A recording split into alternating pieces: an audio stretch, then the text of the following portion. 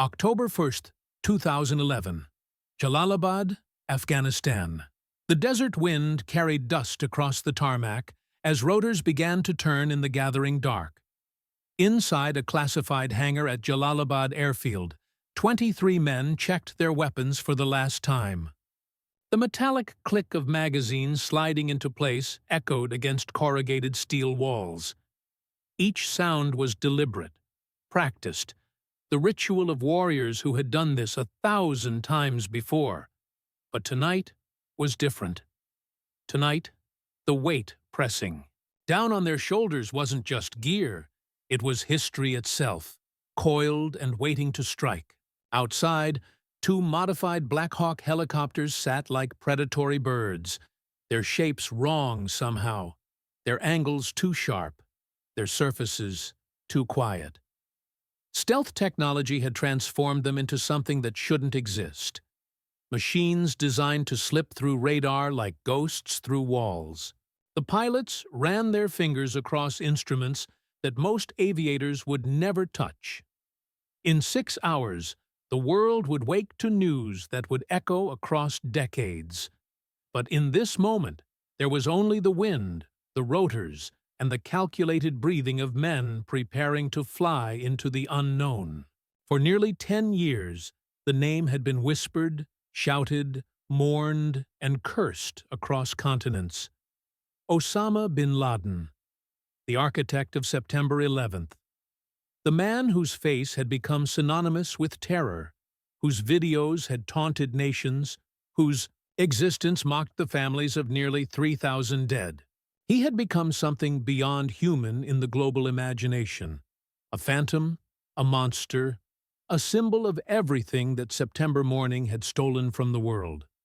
And for a decade, the most powerful military machine ever assembled had hunted him. Across mountains and deserts, through intelligence networks and tribal politics, following threads that led nowhere and whispers that dissolved into sand. The American soldiers boarding those helicopters had grown up in the shadow of that hunt. Some had been teenagers when the towers fell. Others had been children. All had volunteered for a military transformed by that single day, had endured selection. Processes designed to break human beings had trained for scenarios that pushed beyond the edge of what bodies and minds should endure. They were SEALs, sea, air, and land, the Maritime Special Operations Force of the United States Navy. But more than that, they were members of DEVGRU, the Naval Special Warfare Development Group, a unit so classified that officially it didn't exist. The men who wore no names, who left no trace, who operated in the spaces between what governments acknowledged and what reality demanded. They had expected many things in their careers.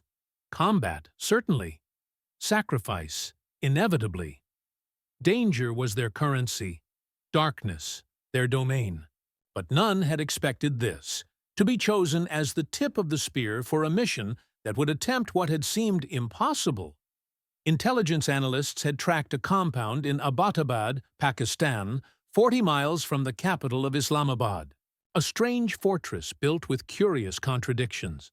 High walls topped with barbed wire, windows that faced inward, a third-floor terrace enclosed by a 7-foot privacy wall. No internet connection, no phone lines. Trash burned instead of collected. And living there, pacing those enclosed spaces like a caged animal, possibly the most wanted man on Earth. The intelligence had taken years to develop. A courier, carefully tracked. A phone call, meticulously analyzed. Satellite imagery, obsessively studied. The CIA had built a replica of the compound in North Carolina, where these same men had rehearsed the assault again and again until they could navigate its rooms blindfolded, until muscle memory replaced conscious thought. They had expected months more training, additional verification, political deliberation.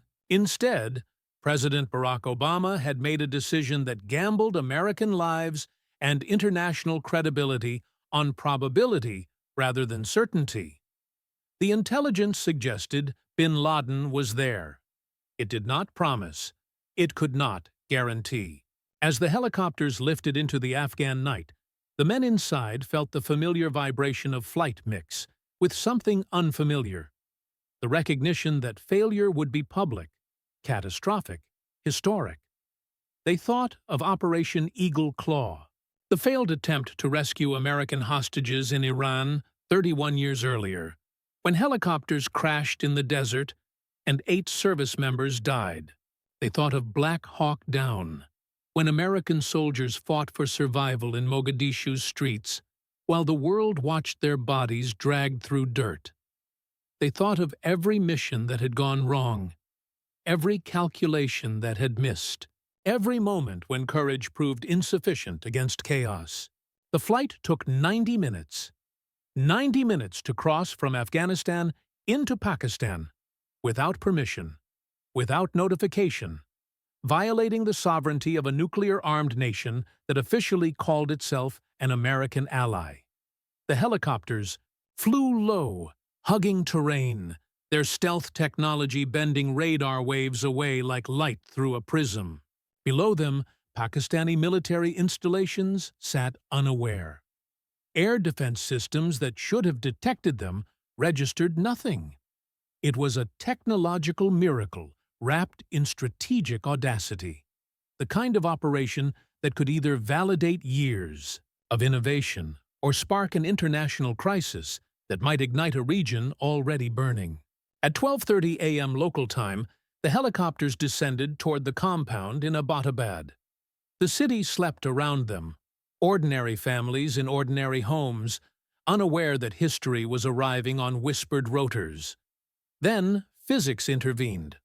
One helicopter, caught in the compound's high walls, lost lift in the warm air. The rotor wash, air pushed downward by the blades, couldn't escape properly, creating a vortex that pulled the aircraft down. The pilot fought the controls as the helicopter settled hard onto the compound's wall, teetering, its tail caught on the barrier like a bird tangled in wire. It was the nightmare scenario they had trained for but hoped to avoid. Surprise, the greatest weapon of special operations, began bleeding away with every second. The crash made noise, not catastrophic explosion noise, but enough to wake the compound, enough to alert whatever security waited inside. The SEAL team spilled out, weapons raised, adapting instantly to failure. This was what separated elite warriors from ordinary soldiers, not the absence of fear, but the ability to function within it, to recalibrate plans mid-crisis, to turn chaos into controlled violence. They blew through doors with carefully calibrated explosives, enough force to breach, not enough to collapse structures or harm anyone on the other side unnecessarily. Inside, the compound unfolded exactly as the replica had taught them, yet completely different in the way reality always diverges from rehearsal. Hallways were the right length, but felt narrower.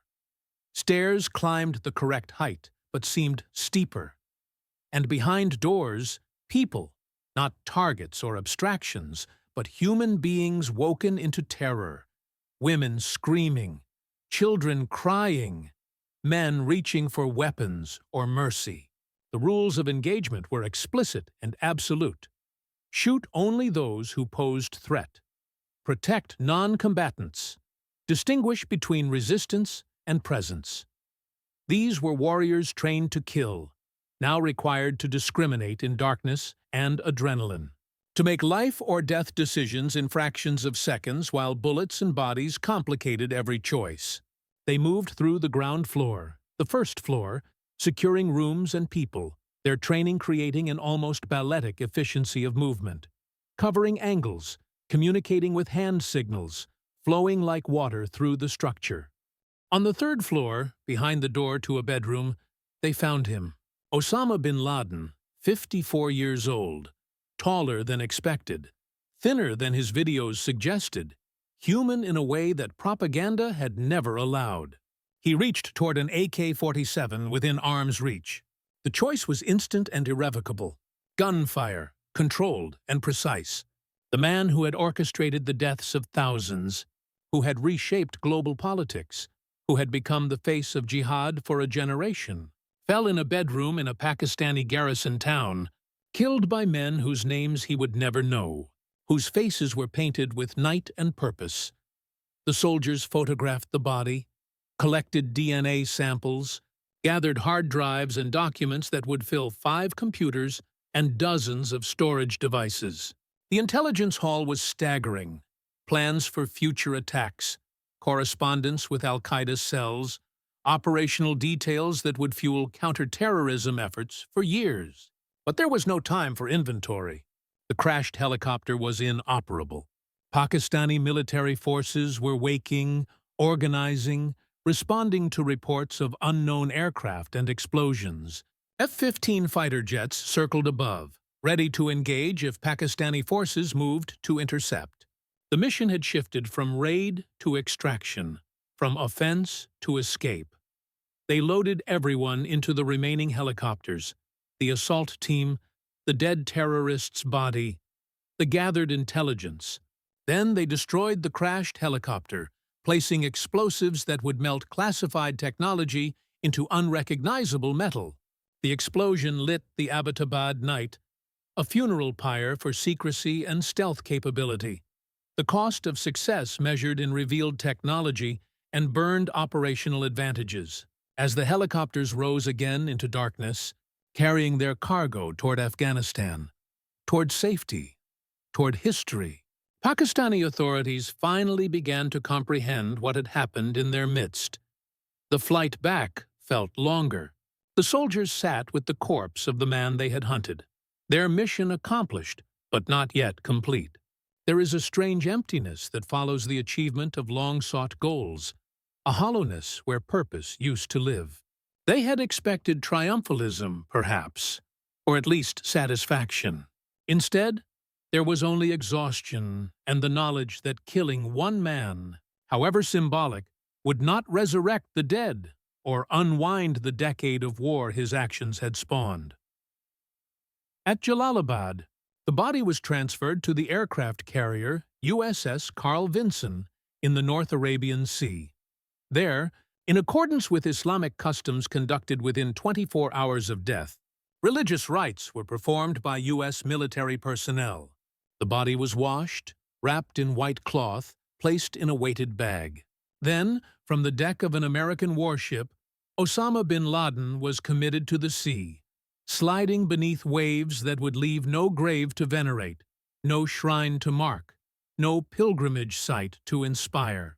The ocean took him, dispersed him, erased him from the physical world as completely as technology and intention could manage.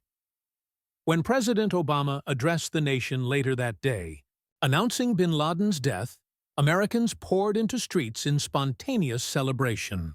Outside the White House, at Ground Zero in New York, on college campuses and military bases, crowds chanted and waved flags, releasing a decade of grief and anger and helpless fury into the night air. The images broadcast globally, Americans rejoicing at death, dancing on graves, celebrating violence. To some, it looked like justice finally served. To others, it looked like empire triumphant, like proof of American exceptionalism or American imperialism, depending on perspective and pain. But the soldiers who conducted the raid did not celebrate. They returned to their base, stripped their gear, cleaned their weapons, and slept the fitful sleep of men who have done something irrevocable. They had expected glory, perhaps, or at least closure. Instead, they found something more complicated: the recognition that they had become instruments of national will, that their individual courage had been harnessed to collective purpose, that their actions would be interpreted and reinterpreted through infinite political and cultural lenses they could never control. In the years that followed, the mission would be dissected, glorified, criticized, and mythologized. Books would be written, movies made, conspiracy theories spun. Some would question whether bin Laden was really there, really killed, really buried at sea. Others would debate the legality of the operation. Was it assassination or legitimate military action? Was violating Pakistani sovereignty justified?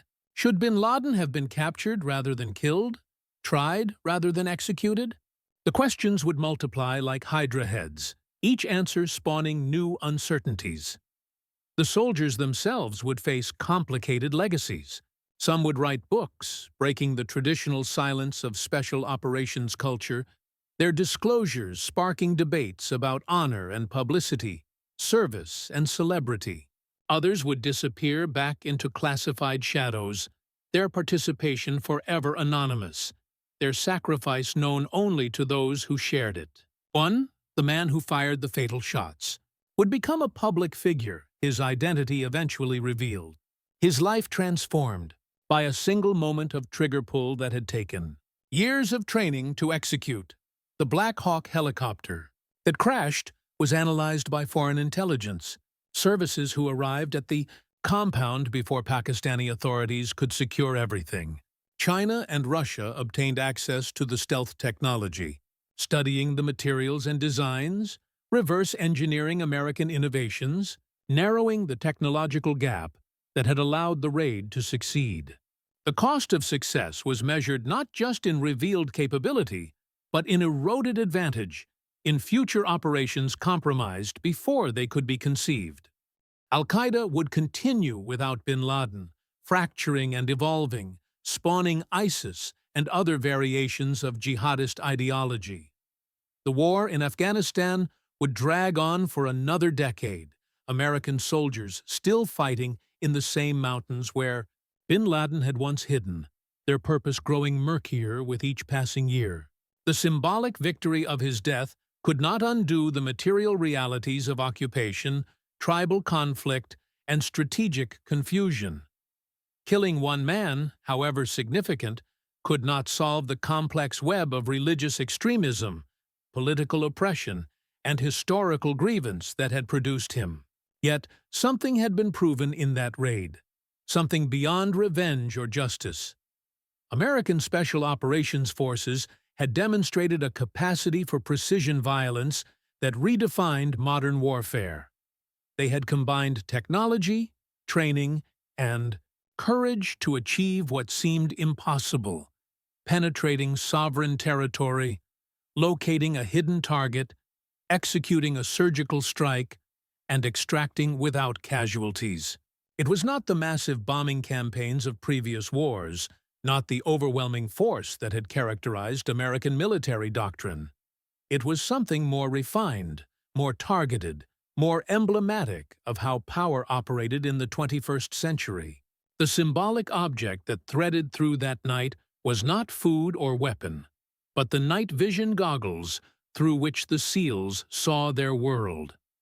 Those devices transformed darkness into green-tinged clarity, gave American forces the ability to operate when others were blind, represented the technological advantage that underpinned military superiority. In the green glow of those lenses, enemies became visible, rooms became navigable, night became day. They were the literal manifestation of enlightenment.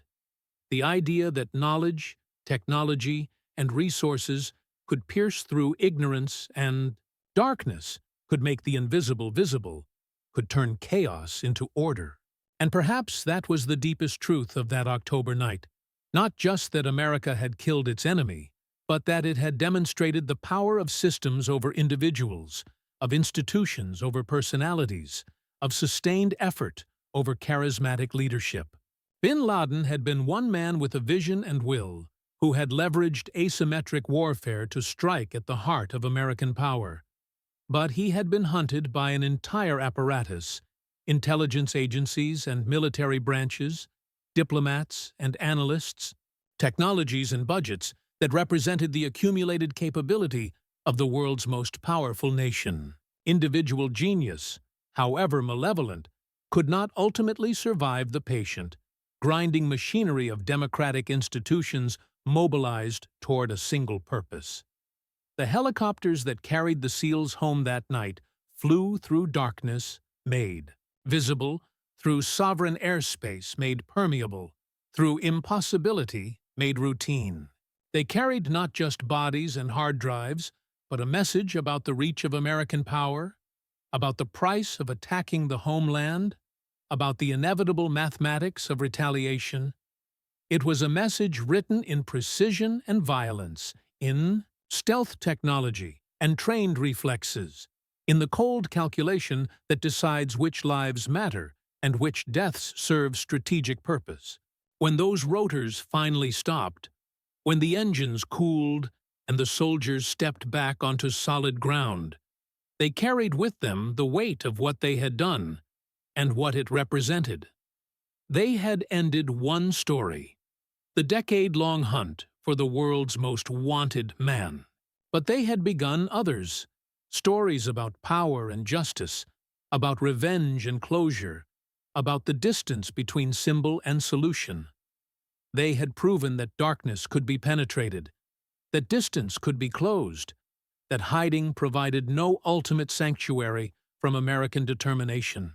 But they had not proven that killing solved anything beyond the immediate problem of existence. The wars continued. The grievances persisted. New enemies rose to replace fallen leaders. And somewhere in the night, other soldiers were preparing for other raids, other missions, other moments when courage and technology would be asked to solve problems that politics and diplomacy had failed to address. The cycle would continue, as it always had, as perhaps it always would, each generation fighting its version of an eternal struggle between order and chaos, security and freedom, the known and the feared. The night that ended the world's most wanted terrorist was one night among thousands in the long war on terror. But it was the night when darkness was not just fought, but conquered, when the impossible became documented fact, when 23 men flew into history and emerged as something between soldiers and legends.